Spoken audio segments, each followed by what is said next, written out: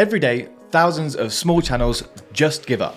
Because sadly, most people never make it past 1,000 subscribers. Not because they're particularly bad at YouTube, but simply because they couldn't survive the invisible growth phase.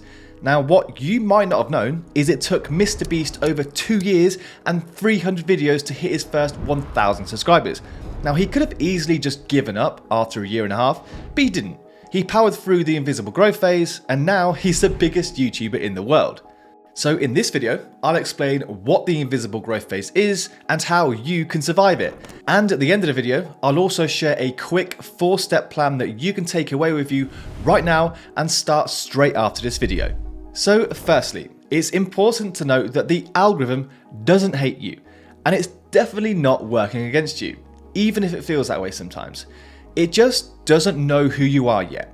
And the truth is, the algorithm doesn't judge creators, it simply just reacts to data. So when you upload a video, YouTube quietly pushes it out to a small test group. That group may or may not be interested in your content.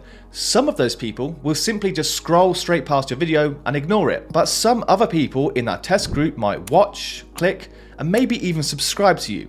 Based on the results of that small test, YouTube will then decide whether or not to test it again, this time to an even bigger group of people. The better your video performs in each test group, the more push the algorithm gives it. Think of it like a matchmaking system. The algorithm is just trying to pair your content with the right audience. Sometimes it gets it right, sometimes it gets it wrong. So just stop blaming the algorithm. Like, it doesn't have feelings. It's not out to get you. It just doesn't know who you are yet. Now, your job as a small channel is to keep uploading, keep testing, and let your profile data build up behind the scenes. Because the more data that the algorithm has on you, the better at matchmaking it can become. And that's then where exposure comes in. Because your channel isn't small, it's just underexposed. This stage, the small channel stage, isn't about talent. Like, you don't need to be the best editor in the world. You don't need a fancy camera, expensive lighting, or years of storytelling experience. What you do need though is just to learn how to get discovered. And getting discovered on YouTube as a small channel is all about your titles, your thumbnails, and your SEO. As I've said a million times, the video itself, yes, it matters, but it only matters after someone clicks. And right now, the reason you're not getting views is because people aren't clicking. It's not that the algorithm hates you. It's just that the people the algorithm's trying to show your video to simply aren't interested in it. But look, overall, your mission at this stage is simple. Don't obsess over perfection. Obsess over clickability. Your title and thumbnail are your handshake, like your first impression. Nail those two things and you'll start building exposure. Now, I do have a short mastery course dedicated to titles and thumbnails, so if this is something you need to improve, which I can bet it probably is, then hit the link in my bio and get my titles and thumbnails mastery course now for 50% off. This then brings us on to the 100 video rule, which is where a lot of small creators go horribly wrong. But the one rule I always share with small creators is you need to make at least 100 videos. Not just for practice, which is still a huge aspect of which we'll talk about next, but also because every single upload you ever post is feeding the algorithm valuable information. Like, YouTube is a machine that learns through repetition and pattern recognition. Like, every title you write, every thumbnail you design, every viewer who clicks or skips your videos, it all becomes part of a data profile around your channel. Like, the algorithm starts to learn who watches your content, how long do they stay for, who skipped past, what types of titles attract your ideal viewer, which videos bring back returning subscribers, and so much more. So each new uploaded video is like a new data block. And over time, those data blocks compound and build up. This allows the algorithm to start piecing together patterns about your ideal audience. And when that picture becomes clear enough, it begins recommending your content more confidently to the right people. So the more data blocks you give it, the better the algorithm gets at being able to find the right audience at the right time. Now, sadly, most creators quit before this data stack has had enough time to build. But the ones who keep going will eventually hit the tipping point. And the tipping point is super important, but we'll discuss that next. So the real challenge is this, look. Can you stay consistent long enough for the algorithm to truly understand you? Like, can you survive the quiet phase before the compounding kicks in? Because most people think that consistency just means uploading every week, but that's only half the equation. If you upload 100 videos without learning, evolving, or improving anything, That's not grinding, that's just autopilot, that's just ticking boxes. Like, the only type of consistency that actually works on YouTube is evolving consistency. You upload and you tweak. You test, you reflect, you look at your last 5 videos and you ask yourself, what can I improve by at least 1%? Now, you might think that 1% is like an insignificant number and that won't change anything. But if you improve by just 1% per video over 100 videos, that's a 100% improvement since where you were when you first started. Like, really think about that. So you always need to improve something with every new video you post. Even just 1%, guys, it makes a huge difference over time. Now also, look, it's all well and good posting loads of content and growing your YouTube channel or your social media channels. But what most small or new creators often forget about is online safety. Now, my top tip is I never publicly share the email that's tied to my actual YouTube account, and you shouldn't either. Like, don't put it in your video descriptions or on your channel's About Me page. There are so many hackers and dodgy people out there, and making your login email and sensitive data public is just asking for trouble. Like, way too many times I've seen big YouTubers have their entire account stolen just because they publicly shared their channel email and clever hackers got into it. Now, instead, I always suggest creating a completely separate Gmail account just for public use. Like, that's the one you'll put in your About Me page or in your video's descriptions for things like collabs or business inquiries. And by doing this, you never put yourself at risk of having your channel data fall into the wrong hands. And I think it would genuinely surprise you at just how much of your personal information is actually floating around online. And I don't just mean your name or your email, I mean like phone numbers, location data, bank details, your website history, and so much more. And the scary thing is, you probably never gave permission for most of it. That's because of shady companies called data brokers, which are companies that collect your data, package it up, and then sell it to advertisers, scammers, or literally anyone who's willing to pay for it, good or bad. And as a YouTuber, especially starting out, your digital footprint grows fast. The bigger you get as a creator, the more time you spend online creating content, the bigger your digital footprint gets. And it becomes harder and harder to stay in control of what's being shared about you. And that's where something like Incogni is super helpful.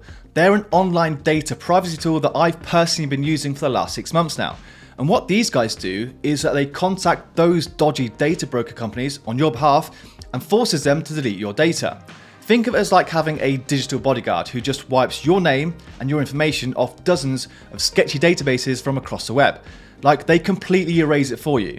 And the best part is, once you sign up, Incogni keeps working for you every month. So as new brokers pop up or as your information pops up in new places, Incogni will keep requesting removals so you don't have to. Now, it's super easy to get started, it takes literally just a few minutes, and honestly, it gives me so much peace of mind knowing that someone is fighting to keep my personal data off the internet. So if you're serious about protecting your online presence as a YouTuber or on the whole, I highly recommend checking them out. Take your personal data back now with Incogni. Use code CREATOR at the link below and get 60% off an annual plan. Now, if you've stuck to the 100 video rule, if you've consistently improved your titles and thumbnails, and if you've let the algorithm collect enough data and learn who your content is for, then you're already doing the hard part. Because eventually, all of those efforts compound. And that compounding effect leads to something very powerful. We call it the tipping point. This is a moment where your videos stop struggling for clicks, and they start becoming recommended more aggressively. It's where YouTube no longer tests your content in random pockets, but instead it knows exactly who to show it to. And suddenly, the numbers start to shift. Your views will jump, your subs increase, your dashboard feels alive for the first time. Now, the tipping point isn't always explosive though. Sometimes it's subtle. Your videos start to get more consistent traffic, your shorts finally hit the For You feed, your long form videos start being picked and showed on home pages on the suggested tab, but whether it's fast or gradual, you will feel the shift. And the sad truth is that most creators never get here. Not because they weren't good enough, but because they gave up just before the algorithm had time to figure them out. They didn't trust the data building process. They thought, oh, well, I'm not getting any views, so I must be bad at this. When in reality, they were likely just one solid video away from this tipping point. Now, your tipping point could be your 37th video, your 89th video, your 112th video. The timing is different for everyone.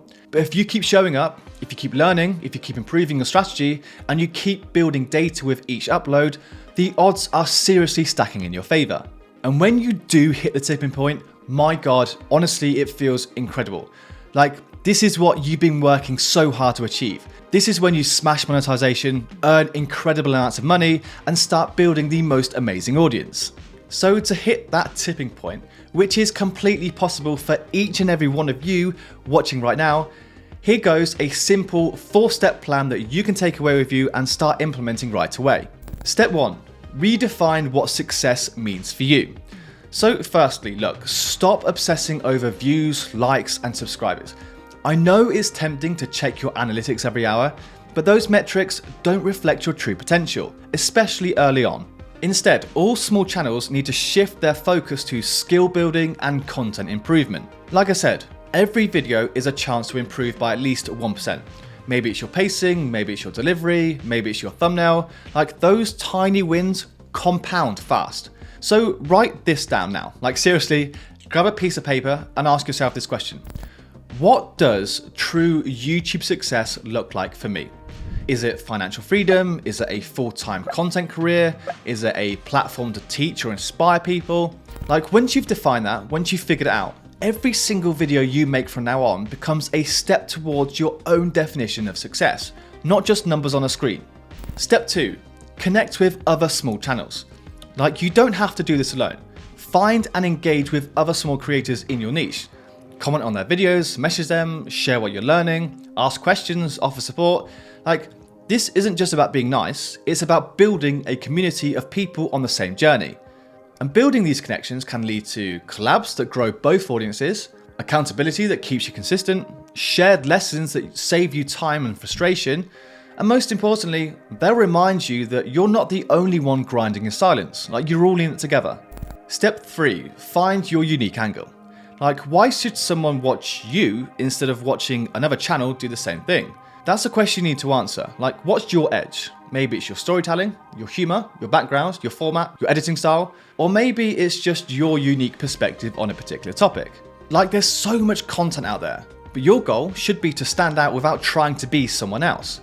Ask yourself these questions and note down the answers as well. What do you do differently? What value can you provide that most creators can't? And what's something that only you can provide to this niche?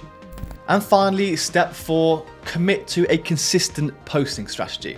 So here's your challenge. I want you to post 100 videos within the next 12 months. That's roughly 2 videos a week. Not impossible, but definitely not easy. I'm not saying it's easy, guys, it's going to be hard. But if you do hit that, you'll be miles ahead of 99% of other creators. You'll be more skilled, you'll be more searchable, and you'll be more understood by the algorithm. You'll have built a really strong foundation and a content library working away for you in the background. And look, you don't need to go at it alone either. If you want structure, mentorship, and real support, come and join me as a student in the YouTube Wealth Academy. I'll be by your side every step of the way. Like, every video you post, every milestone you hit, I'll help you grow faster and smarter. Like, this is the long game. And if you commit now, like really commit, in 12 months time from now, you won't even recognize your own channel. So come and join me in my academy, or just watch this next video that pops up here. See you in the next one. Goodbye.